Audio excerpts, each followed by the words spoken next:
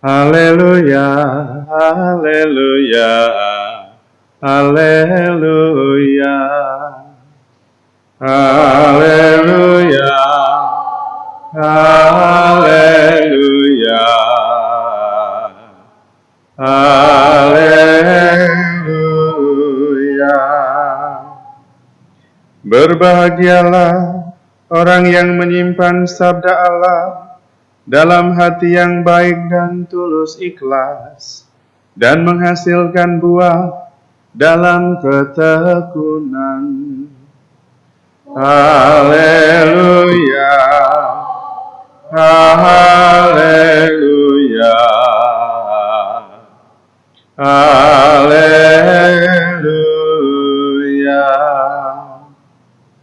Tuhan sertamu dan sertamu juga. Inilah Injil Yesus Kristus menurut Matius. Dimuliakanlah Tuhan. Sekali peristiwa, Yesus bersabda kepada murid-muridnya, "Dengarkanlah arti perumpamaan tentang penabur. Setiap orang yang mendengar sabda tentang kerajaan surga dan tidak mengerti, akan didatangi si jahat yang akan merampas apa yang ditaburkan dalam hatinya. Itulah benih yang jatuh di pinggir jalan. Benih yang ditaburkan di tanah berbatu-batu, ialah orang yang mendengar sabda itu dan segera menerimanya dengan gembira. Tetapi ia tidak berakar dan hanya tahan sebentar saja. Apabila datang penindasan atau penganiayaan karena sabda itu, orang itu pun segera murtad. Yang ditaburkan di tengah semak duri ialah orang yang mendengar sabda itu, lalu sabda itu terhimpit oleh kekhawatiran dunia dan tipu daya kekayaan, sehingga tidak berbuah. Sedangkan yang ditaburkan di tanah yang baik ialah orang yang mendengarkan sabda itu dan mengerti. Dan karena itu ia berbuah, ada yang 100, ada yang 60, dan ada yang 30 ganda. Demikianlah Injil Tuhan. Terpujilah Kristus. Saudara-saudari terkasih, kisah tentang penabur dan benih yang tumbuh menghasilkan buah adalah kisah tentang firman dan kita. Ada di antara kita yang memang mendengarkan firman tetapi tidak mengerti. Dan saya kira jumlahnya banyak. Kemudian juga ada yang dengan senang, antusias mendengarkan tetapi tidak berakar. Maka yang penting bagi kita adalah harus sampai menghasilkan buah, yaitu mendengarkan dengan antusias dan mencoba mengerti. Dan sudah mengerti, kita usahakan supaya berakar makin ke dalam, makin kokoh akarnya. Karena dengan demikian akan menghasilkan buah, pasti. Jadi ada unsur antusias, minat, passionate untuk mendengarkan firman Tuhan itu, cinta akan firman, dan kemudian mengakar, mengerti, meresapkan di dalam hati, dan kemudian melaksanakan firman itu dalam tindakan yang nyata. Maka kemudian firman itu menghasilkan buah. Tetapi memang tidak banyak yang sungguh mengerti. Karena begitu mengerti firman itu, kita pasti akan senang sekali dan tidak akan mau melepaskan dengan resiko apapun. Karena firman itu bernilai sekali.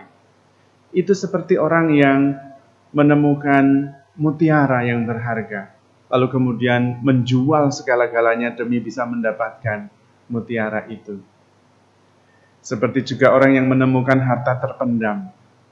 Dia menjual segala-galanya supaya bisa membeli ladang itu dan mendapatkan harta terpendam itu. Kalau kita sungguh mengerti firman yang disampaikan oleh Tuhan, mengerti tentang kerajaan Allah, kita sungguh-sungguh akan berusaha sekuat mungkin dan bahkan memprioritaskannya tidak akan menukar dengan apapun juga. Tapi memang tidak semua mendapatkan karunia pengertian itu. Maka kita diminta memohon rahmat roh pengertian, supaya kita bisa mengerti betapa hebatnya, betapa dalamnya, betapa tingginya rahasia ini. Karena memang rahasia kerajaan Allah itu dinyatakan kepada orang yang kecil dan sederhana, bukan orang yang pandai dan bijak. Karena kebijaksanaan kita tidak akan mampu memahami rahasia kerajaan Allah. Justru kita harus menjadi orang kecil yang terbuka penuh, menyadari bahwa saya tidak mampu, tidak mengerti. Tolong ajarilah saya dan berilah pengertian, roh pengertian, agar saya mengerti. Dan mohon rahmat itu, karena memang rahasia ini rahasia yang terlalu besar, karena rahasia ilahi untuk pengertian kita yang begitu kecil. Justru orang yang merasa tahu banyak, merasa bijak, malah tidak bisa memahami. Kadang-kadang justru keliru. Dan karena itu bisa diambil oleh kekhawatiran dunia, bisa juga diambil oleh kejahatan atau roh jahat. Maka mari kita menyiapkan hati seperti ladang yang harus digemburkan. Hati kita juga harus diminta untuk terbuka penuh sebagai orang kecil sederhana yang tidak mengerti banyak, supaya memang kita bisa mengerti rahasia kerajaan Allah itu. Dan kita mohon supaya rahasia kerajaan Allah itu seperti benih yang terus tumbuh berakar ke dalam sampai begitu kokoh. Maka arah pertumbuhannya jangan keluar, tapi ke dalam, makin mengakar. Maka nanti dengan sendirinya akan menghasilkan buah yang berlimpah. Semuanya rahmat Tuhan. Dengan kerendahan hati, dengan ketekunan, dan dengan kesabaran, kita akan bisa menghasilkan buah.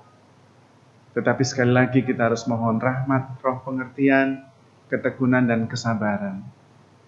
Karena rahasia ini besar dan hanya dinyatakan oleh orang-orang yang memang mempunyai hati yang terbuka, juga kerendahan hati untuk terus belajar dan menaruh minat dan cinta kepada firman itu. Amin. Allah Bapa Maha Kudus, kami bersyukur atas rahmat iman yang telah Kau tanamkan dalam hati kami. Semoga benih iman itu mengakar dan bertumbuh menghasilkan buah berlimpah. Berilah kami roh pengertian akan rahasia kerajaan-Mu, sehingga firman-Mu sungguh menjadi terang bagi langkah hidup kami.